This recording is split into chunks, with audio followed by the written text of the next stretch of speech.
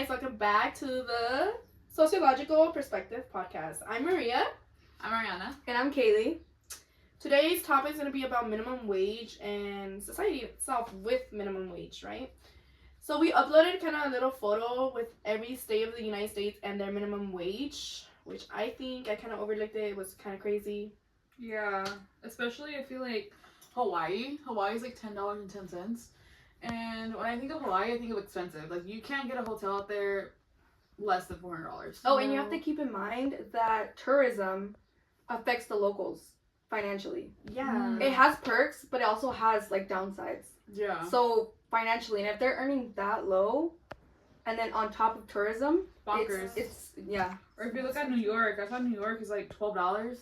And New York is expensive. We are on the higher spectrum though, California, but that's still, I think it's so unfair in a way, you know? Little W. Still, yeah. Little W, but Yeah. I mean, we can do better. That's yeah, that can be way better. That can be way better. So moving on, we have the discussion of the day. This is what we're going to be going through. We already went through the introduction, and now we will be going through the definition of sociology. So Ariana, start us off. What is your definition of sociology? So my definition of sociology would be the experiences that people experience in society and how those experiences affect them as a person and also those around them. And yeah, that's my definition. That's actually really great. So mine's more simple. I feel like sociology patiently like studies what holds us together and what pulls us apart, whether it be through culture, religion, relationships, and I think specifically inequality. I think that's really important. Yeah. Maria, what do you think? See, I agree more with her. Yours is really good too. Yeah. Yeah, no. But mine is more like hers because I feel like it is the study of people, how they act a certain way in a certain environment due to society and how society affects that environment. You know? Well, that's kind of how like what brings us together. Yeah. What pulls us apart. So I think it all plays a role in how we see it. But not everyone's gonna view it the same. No, but we all at one point connect. I think we all stemmed though. Yeah, for sure. Oh yeah, here's our definitions if you guys want to take a look at it. Mm-hmm. and if In you want to writing. say your definition of sociology, go ahead and drop it. In the comments below. Yes, ma'am. Alright. Oh, also, here's the definition of sociology from our class from Dr. Harris. Shout out Dr. Harris. Yeah. So the definition from our textbook is sociology is a systematic study of the relationship between individuals and society, and that is by Croteau and Hoynes. You can find that on page 4. Yeah, I want to add Dr. Harris did teach us honestly everything we know about sociology. true. He did cover. So yeah, I just want to add that. And remember when he said if you want to be a sociologist, you have to literally like go in without any perspective. Any bias? Yeah, you have to be unbiased and for that's, sure. that's pretty hard to do. You know? But not even if you don't go like professional, I feel like if you honestly want to understand different groups, you have to be so unbiased, which is honestly the hardest thing to do. Yeah, Because, because like, I feel in like your it's everyday life- embedded in you as a norm. Yeah. You know, and you don't see it, but it's in you. Yeah, for sure. So moving on. So sociology and what it's contributing to the social sciences. So sociology is the cornerstone of all the social sciences. It focuses on social structures, institutions, and relationships. All these 3 themes are in all the social sciences. Yeah. So it really helps each science lay down its foundation, and it gives us an understanding of how it affects interactions of daily life, conflict, and the function of different human studies. It does. It really does. Yeah.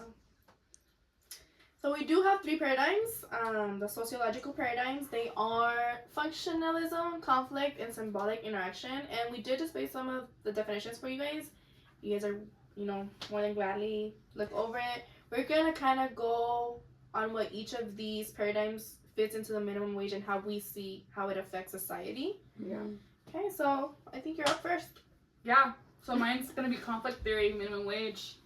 And when I was looking up this topic, I really liked Karl Marx. And I really, really liked him throughout. He just stuck out to me through the class.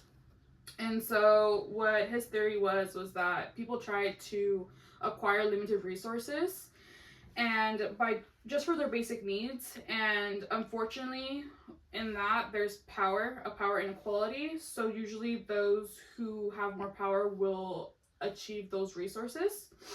And so here we have the power imbalance, right? So capitalist and companies are the ones that are setting the minimum wage, right? Yeah.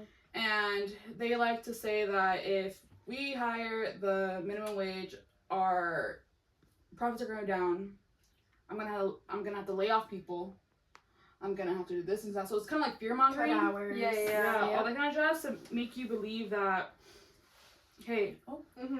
oh, Oh that's no. great. No. Sorry No, guys. it's You know, okay. regular difficulties, but We're just gonna keep going. Okay. Okay, yeah. So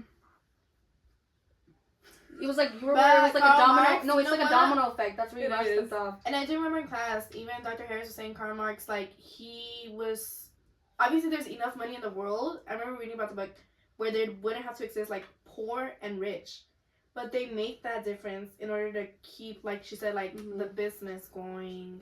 like Bill Gates, I think, has enough money to like cure like world hunger or something Yeah. crazy like that. Yeah, But- but like he did mention how you can't have an upper class without a lower class. Yeah. So as sad as it is, it just in some way that's how society has. Yeah, constructed it just that. separates you, and no matter what, whether it's financially, race, like Yeah. all that, it's gonna separate you. Yeah, You know. ethnicity, that's a big one. Groups, different groups. Yeah. Definitely. Mhm. Definitely. So, in addition, we have how employees usually have that also. They want to make a profit. They want to keep moving up their own ladder. And if they raise those wages, they're going to lose that profit. And also, who's going to work those cheaper jobs, Yeah, right? yeah. Right? And it sucks because like some people can only afford to work that job. Yeah. You know.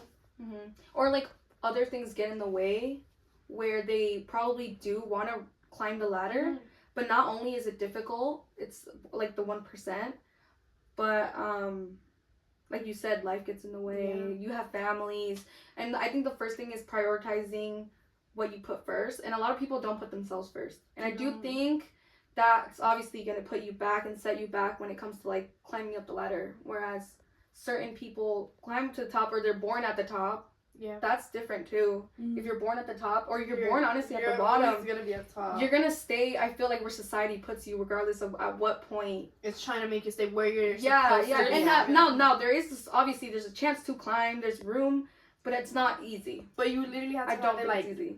given to you in a way to climb up. There's just a lot of barriers Yeah, that there you are go. Yeah, stopping yeah. you. Especially when you're in the lower SES, there's things that come into play Yeah. like social identity, your sex, gender. It's race. not impossible, but it's It's hard. It's hard. it's hard Yeah, for it's sure. hard.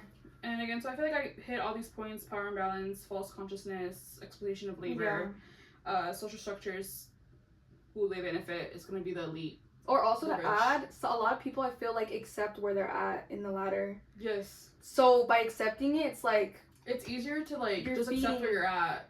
yeah. And it's not like you're feeding into it. I think you just you think that like this is That's it. all you're Like gonna it's get. Yeah, like this is where I was unattainable. at. Yeah, this is where I started, and this is probably the end point. Which Yeah, sucks, that's true. but that's how it is. Sadly. Life. Mm-hmm. Especially like going back to culture, like you were born into it, and so many generations have been stuck there. You feel Yeah. like what difference am I gonna make that's gonna move me up the ladder? Yeah, yeah, yeah. Yeah. So who's gonna hit me with symbolic interaction? So that will be me. So for symbolic interactionism, to put it in simple words, it's really like the way we're able to understand how people interact using symbols, gestures, even honestly body language. I think is very important. If you're in public, even with your family, like obviously it's gonna be way different. Your clothing. Yeah, and with social interactionism, we give meaning to things based on how we interact with each other. Right. So like something as simple as like a wave, what do we think that is? Hi. Hi. And it's like that's how we communicate, that's how we socialize. And I think it's like honestly, it's way bigger than just a wave, but society has its ways of interacting, and Right. especially in public settings. A great example would be in the fast food worker industry. If a minimum wage, for example, right, has a uniform with the company logo, a regular customer might view it as like low paying, minimum, but the worker himself or the rest of the crewmates working with them sees it more of a, they're hustling, they're making, like, they're paying their bills, they're giving it their all to like live day by day. So I think it really depends the way you're, not only where you're standing, but how you see it and how you perceive it makes a huge difference when interacting with people. So that's how That's true. Yeah. That's true, because the company, like, with you're just a number. But to the person itself, like, this is what's going to keep me going on tomorrow, what's going to provide food for me. And say, like, I'm the worker and you view me that way, I might, like, internalize it a certain way. Yeah. And that not only is it going to affect me, but the way I continue to perceive how I see others in it, like, because it's just a circle in my opinion. Yeah. So you think that like people that are like in minimum wage paying jobs, they internalize that that's all they could probably reach? Yeah, so like some people might see it as like a broken system. Yeah. And then others will just see it like that's where you're starting. Yeah, or like a low skill entry level job. And for me, on the other end of the spectrum, use it a different. The system's broken, or okay, nice. Yeah. Love it. So who's in then there's me. Yeah. Functionalism for minimum wage. So my key points are kind of just like minimum wage. At the end of the day, they try to tell you, and it's true, it provides stability and order and like a roof over your head, food, support your family with the minimum wage. But like I said earlier, it doesn't actually make you experience life. It's just, day to day, just enough, check to check, just enough, to be able to be up tomorrow, right? Yeah. And that's why it's also unequal, because 100%. They tell you, oh, like, that's where you're supposed to be, like you said, like, it's generation, or like, you think that's where you're gonna be at. It's like a norm. Yeah, it's a norm. So you're like, okay, like, this is my place, and that's it. And that's why it's so unequal and unfair for you to think you're gonna stay at minimum wage, but then it's so impossible for you to move up, because that's your place, Yeah, because there's people that work in these industries for like years. They struggle to and they stay, but like I said earlier, how did I word it? That it's like they're like, well, this is where they have me. This is where society put me. Like, and it's impossible to climb to like a regular 9 to 5 to like business. And you're barely going up, and it's like something happens, plateau. And you have your little savings or your savings ready, and it's like you gotta. And then you're getting like thrown with like discrimination, like all that on top of it, on the minimum wage, everything. It's insane. I think something that's like really reminding me right now is when we talked about the hierarchical stratification. Yeah. And I feel like that's really big in that industry, minimum wage and paying jobs. You have the proletarians and the bourgeois, the working class. The working class is always going to be bigger. Without the working class, you don't have the elite. Yeah, no. And they try to keep this one bigger to have those little workers. And it sucks. They pay less. For everyone in your family. Like, if you're a parent, you're both working minimum wage to support the family, and your kids' education is probably not the best because you're not there to push them. And, it just, it sucks. It's a cycle. And there are ways for people to like break out of this, and I've seen people unionize. So Starbucks is a union; they got higher paying jobs.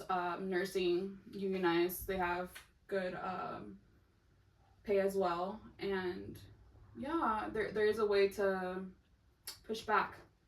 So nice. But thank you for joining us, and we'll see you guys next week with our next podcast. Bye.